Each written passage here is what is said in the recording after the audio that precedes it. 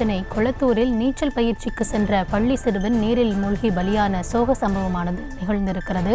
சென்னை கொளத்தூரில் நீச்சல் பயிற்சி மேற்கொள்ள சென்ற 10 வயது சிறுவன் நீச்சல் குளத்தில் நீரில் மூழ்கி பலியான பரிதாப சம்பவமானது கொளத்தூரில் நிகழ்ந்துள்ளது. பயிற்சியாளரின் அஜாக்கிரதையால் சிறுவன் உயிரிழந்ததாக உயிரிழந்த சிறுவனின் பெற்றோர்கள் தற்போது குற்றச்சாட்டினை முன்வைத்துள்ளனர்.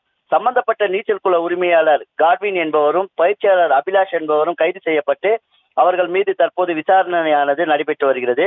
நீச்சல் பயிற்சி மையத்தின் பயிற்சியாளர் அபிலாஷ் சிறுவனுக்கு நீச்சல் பயிற்சி அளித்துக் கொண்டிருந்தார். ஒரு கட்டத்தில் சிறுவன் நீரில் தத்தளித்தபடி கொண்டு மூழ்கியபடி இருந்ததை கண்டு தாய் ராணி அதிர்ச்சி அடைந்தார். மகன் நீரில் மூழ்குகிறான் என்றும் என்னவென்று பார்க்கும்படியும் கூறியுள்ளார். அதற்கு அந்த நீச்சல் பயிற்சியாளர், அப்படி இருந்தால்தான் அவன் நீச்சல் கற்றுக்கொள்ள முடியும், நீங்கள் சற்று அமைதியாக இருங்கள், அவர் தானாக நீச்சல் பழகி மேலே வருவார் என கூறியதாக தெரிய வருகிறது. ஒரு கட்டத்தில் சிறுவன் நீச்சல் குளத்தில் பேச்சு மூச்சு இல்லாமல் நீரில் மிதந்தபடி இருந்துள்ளார்.